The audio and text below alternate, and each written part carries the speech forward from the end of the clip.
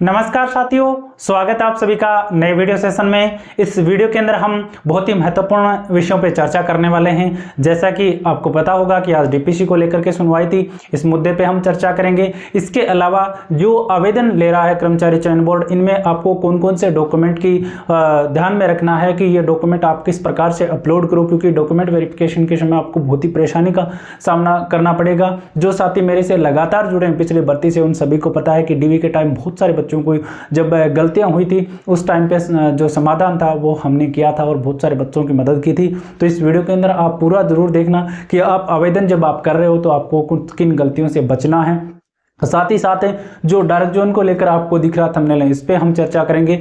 और लेवल 2 की सामान्य शिक्षा की भर्ती और विशेष शिक्षा की भर्ती को लेकर के हम बात करेंगे। तो मेरे ख्याल से पूरा वीडियो ही आपके लिए बहुत ही महत्वपूर्ण रहने वाला है। तो इस वीडियो को पूरा जरूर देखना साथियों। और चैनल अभी तक सब्सक्राइब नहीं किया तो आप एक प्रकार के लिए चैनल सब्सक्राइब कर देना। और साथियों, हम जो भी किसी भी प्रकार की PDF वगैरह हम डालते हैं, जब भी कोई रिजल्ट आता है या कोई आंसर की आती है, तो हम टेलीग्राम ग्रुप में डालते हैं। वो भी कमेंट सेक्शन में टेलीग्राम ग्रुप का लिंक पिन किया हुआ है। तो साथियों, वीडियो हम शुरू करते हैं और एक एक मुद्दे पे हम चर्चा करते हैं।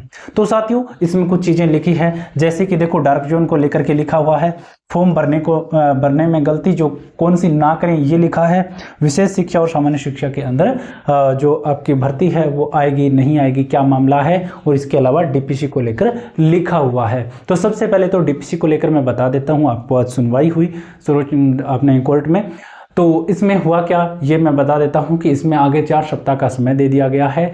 तो हम यहां से हम मान सकते हैं कि कहीं ना कहीं सरकार जो है, या हम बात कहें कि इस भर्ती में पद जुड़ने को लेकर के बात है, क्योंकि 4 सप्ताह बाद में तो फॉर्म है वो आवेदन की प्रक्रिया कंप्लीट करवा ली जाएगी और कहीं ना कहीं परीक्षा का भी समय नज़दीक आ जाएगा। तो कहीं ना कहीं हमारे लिए बहुत ही सैड न्यूज़ भी हम कह सकते हैं, बहुत ही बड़ा दुर्भाग्य है कि अपना जो स्टेट है, पूरे पावर के अंदर जो सरकारें हैं, सारी चीज़ें रेडी है और आप सभी के भविष्य का सवाल है, उसके बाद में ये सारी चीज़ें समय पे नहीं हो पाती है। कुछ पिछली जो सुनवाई हुई उनमें भी एफिडेविट नहीं दिया गया था और आज भी बहुत सारे लोग अनुपस्थित थे और कुछ फाइलों में दिक्कतें थी, अधूरी थी, उसकी वजह से डेट है वो आगे दी गई है। कुछ जो विज्ञापन छापने के लिए निर्देश दिए हैं कोर्ट के माध्यम से, ठीक है। तो डीपीसी की अपडेट आज की ये थी, 4 सप्ताह का समय दिया गया है। अब बात यहाँ से आती है एक मुद्दे की कि विशेष शिक्षा को लेकर के और आपकी सामान्य शिक्षा को लेकर के। तो विशेष शिक्षा को लेकर के बहुत सारे साथी हैं, लगभग 250-300 साथी जयपुर गए, सही मार्ग पे बैठे, उन्होंने प्रदर्शन भी किया है, वहाँ पे बैठने की भी कोशिश की। लेकिन बहुत सारे आप में से साथी जो है, आप सभी को मैंने भी अपडेट डाला था कि इस प्रकार से चीज़ें हो रही है। तो आप में से बहुत सारे साथी हैं वो घर बैठे कमेंट मैसेज कर रहे थे, लेकिन कोई वहाँ पहुँचा नहीं। तो साथियों, आपको एक मैं बता देना चाहता हूं, चाहे आप किसी भी शिक्षक को आप टारगेट करने के बजाय, किसी कोचिंग को करने के बजाय, जब तक हम खुद ही नहीं निकलेंगे तब तक वो सारी चीज़ें नहीं हो सकती है। तो वहाँ पे जो साथी बैठे थे बेचारे संघर्ष कर रहे थे, उनको 3 दिन से इसलिए उठना पड़ा क्योंकि सरकार ने 7 दिन का समय मांगा है उनसे कि भाई 7 दिन का हमें समय दो। 3 दिन वो वहाँ पर बैठे थे, आज इसलिए वो वहाँ से उठे थे क्योंकि वहाँ पर परमिशन नहीं थी किसी और वजह के लेकर के। तो किसी और का प्रदर्शन था उस समय, तो वहाँ से उठना उचित था, इसलिए वो थोड़ा सा पोस्टपोन किया, ना कि वहाँ से उठाया है। तो उन बच्चों के संघर्ष के आप साथी जरूर बने, मैं भी जरूर आप वहाँ पे पहुँचने की कोशिश करूँगा आगे जब भी वो रूपरेखा बनेगी। तो साथियों, विशेष शिक्षा को लेकर के वहाँ पे गए, मुलाकातें भी हुई, डेलीगेशन वगैरह गए, तो वहाँ पे क्या मिला क्या नहीं मिला, तो वहाँ पे बहुत ही अनुचित बातें कही गई कि कुछ जो कैटेगरी अलग अलग बनी हुई उनको कहा कि उनको तो पढ़ाने की आवश्यकता नहीं है। वहाँ पे जो अंदर बोला गया वो मैं बता रहा हूँ कि उनको पढ़ाने की आवश्यकता नहीं है, कुछ कैटेगरी उनको है। तो इस प्रकार से चीज़ें बोली गई क्योंकि संख्या बल कम था और आप में से बहुत सारे साथी, कुछ साथी जो लाइव वहाँ से कर रहे थे उनके साथ में आप जुड़े भी थे और वहाँ पे भी मैंने देखा था कि बहुत सारे साथी घर बैठे थे तो वहाँ पे नहीं पहुँचे। इसकी वजह से आप कह सकते हो कि वो बड़ा रूप नहीं ले पाया, लेकिन वो बंद नहीं हुआ है, आगे होगा तो आप सही मार्ग जरूर पहुँचें जब भी आपको सूचना मिले, ठीक है। तो विशेष शिक्षा को लेकर के ये अपडेट है। और सामान्य शिक्षा की मैं बात करता हूँ तो देखो अभी तक कोई भी, क्योंकि इसकी सारी रूपरेखा टिकी हुई थी डीपीसी पे अभी 4 सप्ताह का समय है, उसके बाद में जवाब आएगा, सुनवाई होगी, सारी चीज़ें आगे की प्रक्रिया होगी। तब तक के लिए सामान्य शिक्षा के लिए मेरे ख्याल से पद आने की कोई संभावना नहीं है। तो जो साथी तैयारी कर रहे हैं सामान्य शिक्षा वाले लेवल 2 के, तो वो संस्कृत शिक्षा विभाग में जितने पद है उनके अनुरूप आप तैयारी कर सकते हो। अलग से वैकेंसी मेरे ख्याल से यहाँ ना बने। क्योंकि सरकार सोच रही है कि डीपीसी वाला ये काम वगैरह करके हम एक और भर्ती करवा लें, तो उस पर भी हम बाद में कभी विचार करेंगे, लेकिन वर्तमान की अपडेट ये है।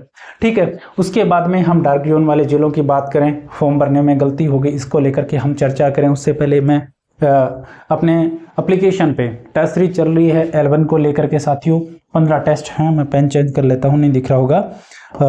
L1 को लेकर के टेस्ट सीरीज चल रही हैं, 15 फाइनल टेस्ट हैं, सारे के सारे संपूर्ण पाठ्यक्रम पे आधारित है। आपको टेस्ट दे करके मजा आएगा, एक टेस्ट फ्री है।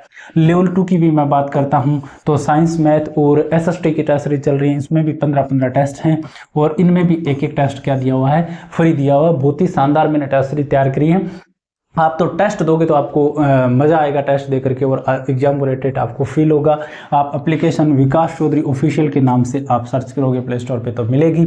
और इसके अलावा बहुत सारे साथी ऐसे भी होंगे अन्य एग्जाम में जो बिजी थे, वो तैयारी नहीं कर पाए, नोट्स नहीं बन पाए, तो आपके लिए मैंने ये PDF कोर्स भी लॉन्च कर रखा है। ठीक है, PDF कोर्स क्यों है ये, क्योंकि इसमें आपको हस्तलिखित नोट्स मैंने खुद तैयार करवाए, 3rd ग्रेड के लिए स्पेशल इसमें लगाए, L1 L2 के लिए, और टॉपिक वाइज PYQ हैं, और ये जो 15 टेस्ट थे वो भी इसमें मिल रहे हैं, तो निश्चित तौर पे आपको मदद होगी। ये PDF आप जैसे प्रिंट करवा के पढ़ना शुरू करोगे तो लाखों अभ्यर्थियों से आप आगे हो सकते हो, तो निश्चित तौर पे आप पे जरूर गौर करना इनमें। हम वापस आते हैं अपने मुद्दे पे। हमने DPC को लेकर बात की, विशेष शिक्षा, सामान्य शिक्षा के पदों को लेकर के बात की। अब हम बात करते हैं डार्क जोन को लेकर के। तो जो भी साथी वीडियो देख रहे हैं, उनको बहुत सारे साथी नए हैं या कुछ साथी पुराने, उनको पता है कि डार्क जोन को लेकर क्या है। तो डार्क जोन ऐसे जिले आते हैं जिनमें विशेष शिक्षा का जो स्तर है वो हमारी जो अन्य की तुलना में, जैसे जयपुर है, सीकर है, चूरू है, इनकी तुलना में हम कहें तो थोड़ा सा क्या रहता है, बैक रहता है या पीछे वो चल रहे हैं, थोड़ी सी वहाँ पे चीज़ें हैं वो डिफरेंट है। इसकी वजह से सरकार ने उनको डार्क जोन या प्रतिबंधित जिले घोषित किए गए हैं। तो वहाँ पे थोड़ी सी जो ट्रांसफर वगैरह के जो नियम होते हैं ना, वो थोड़े से अलग होते हैं, वो अलग से विचार उन पर किया जाता है, उसके बाद में सारी चीज़ें होती हैं। तो आपको वो पता होना चाहिए कौन से हैं कौन से नहीं हैं। तो देखो डार्क जोन को लेकर, जैसे देखो मैं कुछ चीज़ें बता देता हूं, जैसे जैसलमेर आता है, बीकानेर के भी कुछ जिले हैं, उदयपुर के भी कुछ हैं, इसके अलावा प्रतापगढ़ है, बांसवाड़ा है। ठीक है, इस प्रकार के जो जिले आते हैं वो डार्क जोन के अंदर आते हैं। बाड़मेर हो गया, ठीक है, जैसलमेर हो गया, इस प्रकार से जो जिले दिए हुए हैं डार्क जोन के अंदर आते हैं, जहाँ पे थोड़े से ट्रांसफर वगैरह को लेकर या कुछ नियम है वो अलग होते हैं थोड़े से। ठीक है, बाकी कोई दिक्कत वाली बात नहीं है। तो जो साथी ज़्यादा बहुत अच्छी तैयारी करते हैं तो इन जिलों से वो कहते हैं ना, वो क्रम जहाँ पे हम देते हैं। अब आप सोच सकते हो कि सर इनका हम क्या करेंगे, तो जब हम आवेदन जब करते हैं ना, तो फिर अपने से मांगते हैं, वरीयता मांगते हैं कि भी जब आपका सिलेक्शन हो तो पहले सबसे पहले आप किस जिले में सिलेक्शन पाओगे, लेना चाहोगे, दूसरे नंबर पे किस पे लेना चाहोगे, तीसरे पे, इस प्रकार से आपसे मांगेगा, सभी जिलों की मांगेगा। तो वहाँ पे इन जिलों को, जो डार्क जोन वाले जिले हैं ना, उनको सबसे नीचे भरें। सभी जिलों के अगर आप नाम देखोगे ना, तो जब भी आवेदन करो तो आप गूगल करना, सभी की लिस्ट आ जाएगी, तो उनको क्या रखना, सबसे नीचे रखना, और बाकी को सबसे ऊपर रख सकते हो। तो ये आप ध्यान में रखना, कुछ चीज़ें इनमें डिफरेंट होती है, क्योंकि अभी आपको पता नहीं चलेगा, या आप मित्रा पे जाते हो तो वो भर देता है अपने आप, एक जिला वो आपसे पूछता है कि कौन सा है। आप जैसे सीकर से हो तो सीकर भर दिया, जयपुर भर दिया, चूरू भर दिया, या कुछ भी भर दिया 3-4, उसके बाद में लिस्ट आ जाती है। और आपको भी पता है कि जो अपने चॉइस का जिला मिलता तभी है जो बहुत अच्छी अपनी तैयारी की होती है। तो ज़्यादा संभावनाएं रहती हैं आधे के बाद में जो जिले भरे, और वहाँ पे हमने ये जिले पहले भर दिए होते हैं, तो हमें समस्याएं आती हैं। तो इन चीज़ों का आप ध्यान में रखना, जब भी आप आवेदन करो तो वरीयता के अंदर इनसे आप बचने की कोशिश करना, और आप थोड़ा गौर से भरना। ठीक है, सभी जिलों की आपको लिस्ट चाहिए तो आप गूगल कर लेना, या मैं टेलीग्राम पे डाल दूंगा, आप देख लेना। ठीक है, तो ये डार्क जोन को लेकर के है। उसके बाद में फॉर्म भरने में क्या क्या गलतियां आपको नहीं करनी चाहिए, इन चीज़ों पे मैं चर्चा करूं तो यहाँ पे थोड़ा सा हम विस्तार से देख लेते हैं साथियों। तो जो भी साथी 3rd ग्रेड को लेकर फॉर्म भर रहा है, 3rd ग्रेड टीचर को लेकर के फॉर्म भर रहा है, उन सभी साथियों को मैं बता देता हूँ कुछ चीज़ों पर ध्यान रखना है। जैसे मूल निवास को लेकर आप बहुत सारे साथी पूछते हो मेरे से। तो मूल निवास, जिन भी साथियों के पास डिजिटल मूल निवास है पीले कलर वाला, उनके लिए अलग से बनवाने की आवश्यकता नहीं है, बार बार बनाने की आवश्यकता नहीं है, वो आप रख सकते हो क्योंकि ये लगेगा नहीं।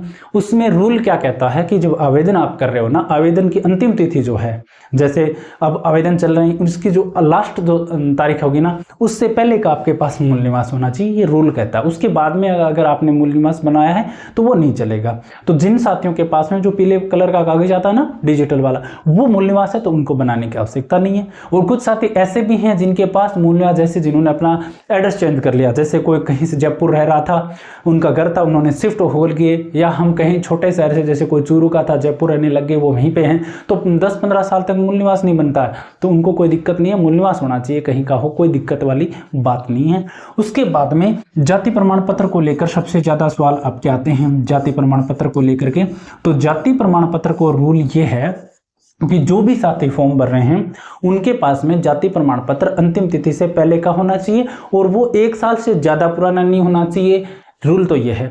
इसके अलावा 3 वर्ष तक वो चल सकता है। कैसे चल सकता है? जैसे आप आज आवेदन कर रहे हो और आपका 1 साल पुराना है, तो आपका रिजल्ट आएगा तब तक 2 साल पुराना हो जाएगा, तो आपसे 50 रुपए का एक शपथ पत्र ले आ जाएगा, ठीक है। या आजकल क्या है, कर्मचारी चयन बोर्ड ने एक परफॉर्मा जारी कर रखा है, उसमें पैसे भी नहीं लगते, वो भर के आप सेल्फ टेस्ट करो और लग जाता है, कोई दिक्कत नहीं आएगी, ठीक है। तो जिनके पास में जाति प्रमाण पत्र 1 वर्ष से ज्यादा पुराना है ना, 1 वर्ष से ज्यादा पुराना, तो वो देखो बनवा लेना जाति प्रमाण पत्र, क्योंकि बाद में कोई दिक्कत ना है। और ये जाति प्रमाण पत्र आप फॉर्म भरो उससे पहले बनवाना, बाद में बनाने की आवश्यकता नहीं। किसी ने भर दिया ना, तो उनका ये मान के चलो लगभग 1.5 साल से 2 वर्ष तक भी पुराना है ना, तो भी इस बार कोई दिक्कत नहीं आएगी, क्योंकि देखो जनवरी में एग्जाम लगेगा और मई जून तक रिजल्ट आ जाएगा और सारी चीजें प्रक्रिया शुरू हो जाएगी, तो 3 साल तक ये वैलिड हो जाता है। ज्यादा ये दिक्कत ओबीसी वालों को आती है, एससी एसटी वालों को बार बार बनाने की आवश्यकता नहीं है, उनको भी नहीं सोचना है, ठीक है। तो जाति प्रमाण पत्र को लेकर के ये दोनों चीज आप ध्यान में रखना। इसके अलावा जो बहनें हैं, जैसे डिवोर्सी जो बहनें हैं, उनको मैं बता देता हूं, पिछली बार भी बहुत बहनें परेशान हुई थी सिलेक्शन के बाद में। आपके पास में डिग्री जो है, आप जो आवेदन की अंतिम तिथि है उससे पहले की होनी चाहिए। चाहे तो आपका मामला पेंडिंग है, न्यायालय में जो आदेश आ चुके हैं, डिग्री नहीं बनी है, डिग्री बाद की बनेगी तो आपको बाहर कर देंगे, तैयारी मत करना। चाहे डिग्री आपकी आवेदन तिथि से पहले की होनी चाहिए, कोई भी एक्सक्यूज वहां पे नहीं चलेगा। ये नहीं चलेगा इस कारण से नहीं मिली थी, ये नहीं मिला था, इसलिए नहीं हुआ, ये आपके पास में रेडी होनी चाहिए, हर हाल में रेडी होनी चाहिए। आवेदन तिथि से पहले की, बाद की नहीं चलेगी, ये आप ध्यान में करने ला, ठीक है, बाहर कर देंगे। इसके अलावा जो विधवा जो महिलाएं हैं, जो बहनें हैं, उनके लिए मैं कहूँगा कि आपके पास में आपके पति का डेथ सर्टिफिकेट आवेदन तिथि से पहले का होना चाहिए। उसमें आपका नाम हो, अगर उसमें नाम नहीं है तो कोई भी आपके पास आइडेंटिटी प्रूफ जैसे आधार कार्ड है, कोई भी जो डॉक्यूमेंट है, उसमें क्या होना चाहिए, आपका अपने पति के साथ में नाम होना चाहिए, ठीक है, तो वो आपका चल जाएगा। तो इस चीज का ध्यान में रखें। इसके अलावा जो भी क्वालिफिकेशन जो आपके पास में डॉक्यूमेंट है, उनमें जो डिटेल दी है वो थोड़ा सा आप अच्छे से भरें, उनमें आप कोई भी फेरबदल किसी भी प्रकार की ना रखें, या आप जब भी आवेदन करो तो क्वालिफिकेशन डिटेल आराम से और ध्यान में रख के भरें।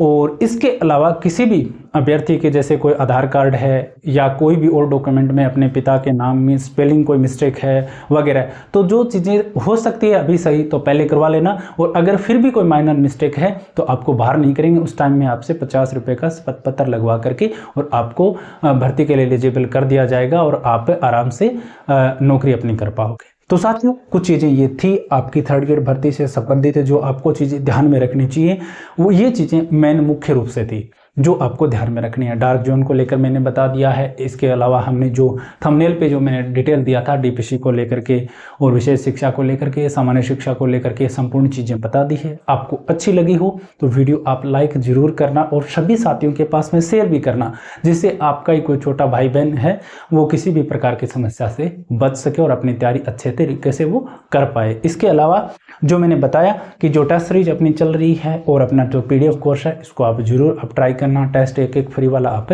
जरूर देना। तो इस वीडियो में इतना ही, धन्यवाद।